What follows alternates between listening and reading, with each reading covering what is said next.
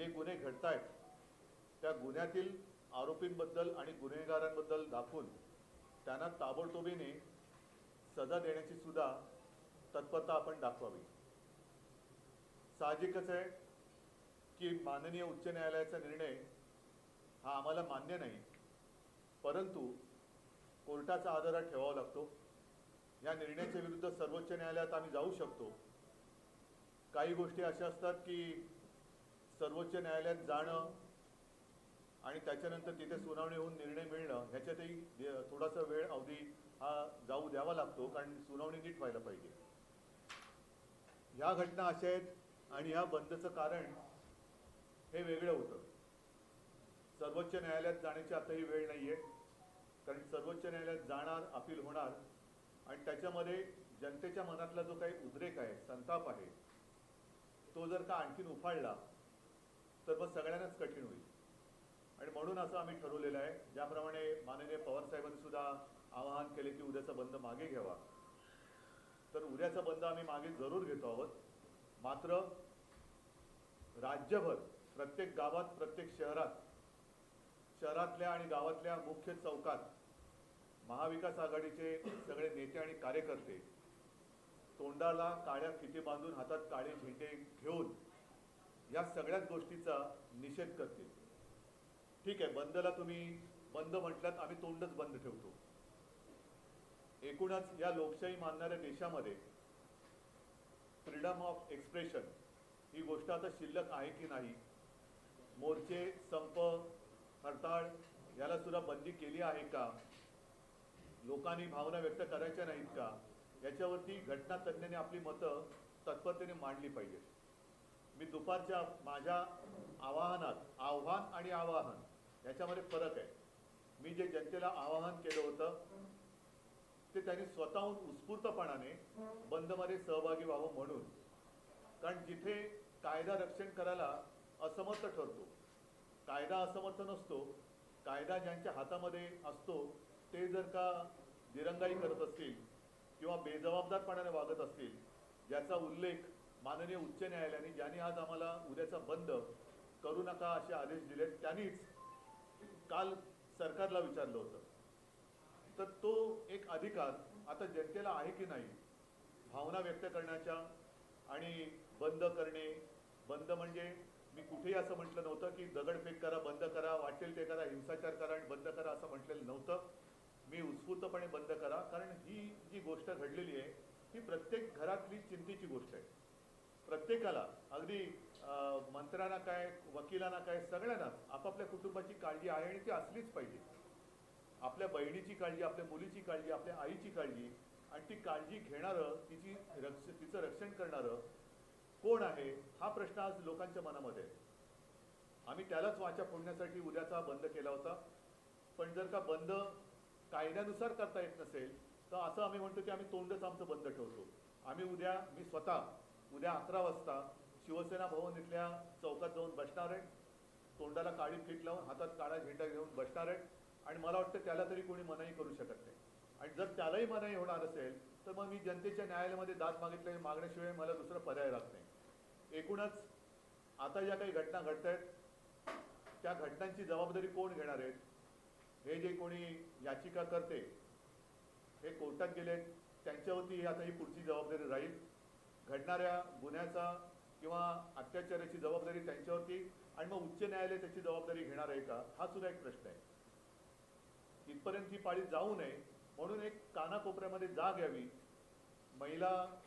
महिलांवरती अत्याचार करणारे जे नरराक्षक आहेत, नराधम आहेत, त्यांच्यावरती वचक बसावा म्हणून आम्ही हे आंदोलन सुरू केलेलं आहे। उद्याचा बंद जरी आम्ही मागे घेत असलो तरी हे आंदोलन थांबणार नाही। आम्ही जनतेच्या सोबत आहोत, जनता आमच्या सोबत आहे, आणि माता भगिनींच्या रक्षणाकरता सुरक्षित बहीण ही जी काही एक योजना नव्हे, जी आजच्या काळाची गरज आहे, ती आंदोलनाच्या रूपाने आम्ही चालू ठेवू। एक प्रश्न असा आहे की जर भूतकाळात बघितलं तर न्यायालयाने बंद, संप हे बेकायदेशीर ठरवले। 2003 साली घाटकोपरच्या ब्लास्टचा निषेध करण्यासाठी शिवसेना भाजपने संयुक्तपणे महाराष्ट्र बंदची हाक दिली होती। महाराष्ट्र बंद झाला आणि त्यानंतर समाजातील काही मान्यवरांनी त्याला आव्हान दिले। न्यायालयानं तुम्हाला प्रत्येक सेना भाजपला 20-20 लाखांचा दंड ठोठावला.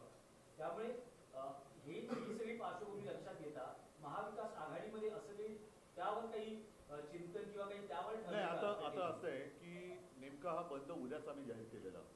आत्ता पवारसाहेब बाहेर गावी आहेत, नाना पाटोळे बाहेर आहेत, सगळेजण आम्ही म्हणजे मी मुंबईत तुमच्या समोर आहे. अशा वेळेला एकत्रित बसून आम्ही आता काही निर्णय घेऊ शकलो नाही. मात्र फोनवरून आमचं बोलणं झालं. पवारसाहेबांनी तर त्यांची भूमिका स्पष्ट केलेली आहे.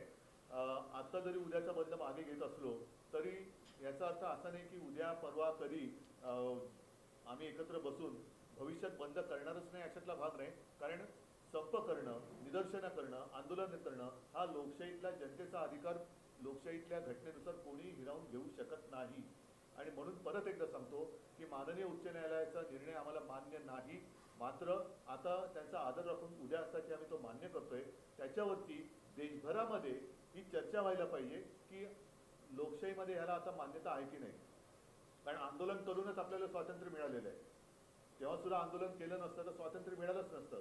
तर स्वातंत्र्य मिळाल्यानंतर आंदोलन करायचं नाही आणि ते सुद्धा महिलांवरती होणाऱ्या अत्याचाराच्या विरोधात हे थोडंसं मला पटत नाही. उद्धवजी, मुख्यमंत्र्यांचं असं म्हणणं आहे की न्यायालयाने विरोधकांना चपराक लगावलेली आहे आणि विरोधकांचा उद्या काहीतरी भयंकर घडवण्याचा डाव होता. जाऊ दे, त्यांची काही सदा आवडती लोक आहेत.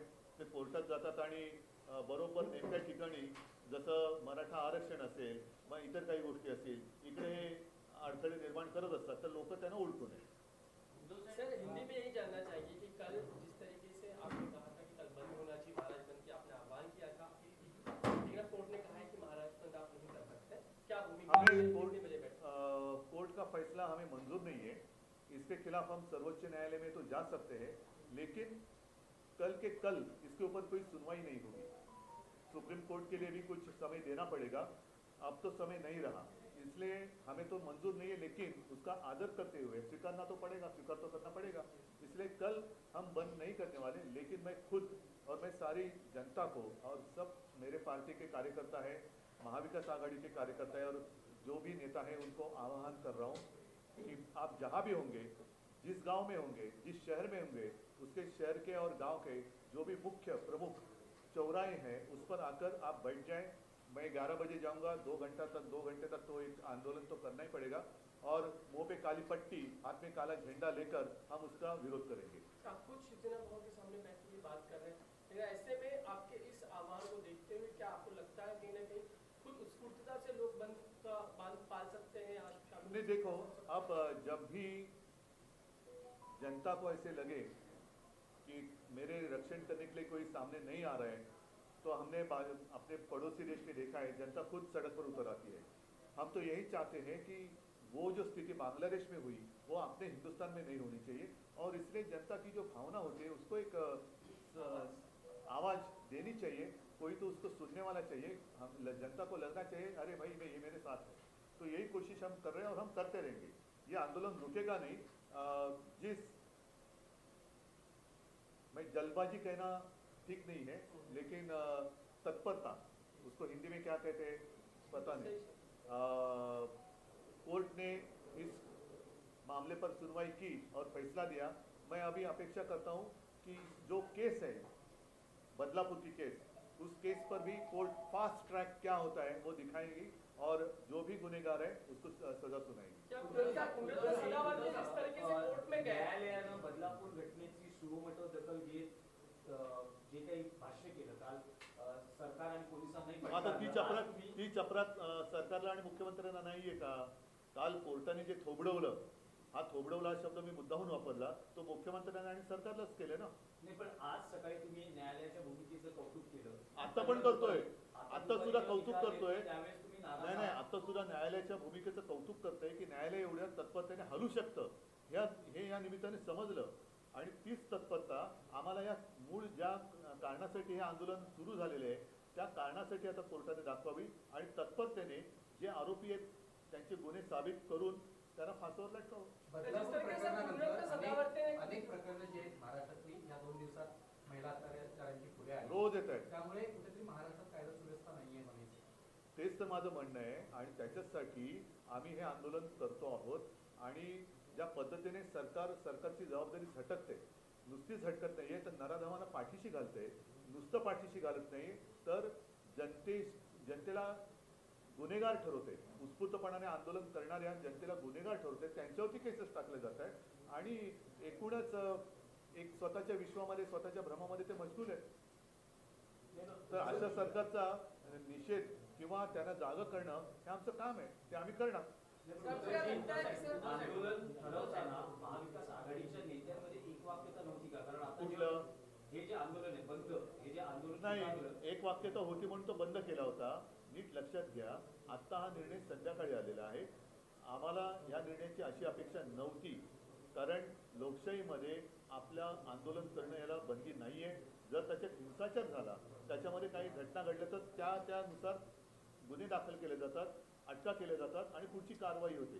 पण जिथे मी स्वतः पुढे येऊन सांगितलं होतं की उत्स्फूर्तपणाने स्वतःहून सामील व्हा, कारण प्रत्येकाला मुलं बाळं आहेत, प्रत्येकाच्या घरामध्ये मुली आहेत, आई आहे, बहीण आहे, सगळे आहेत. तर त्यांच्यासाठी म्हणून हे आंदोलन आहे.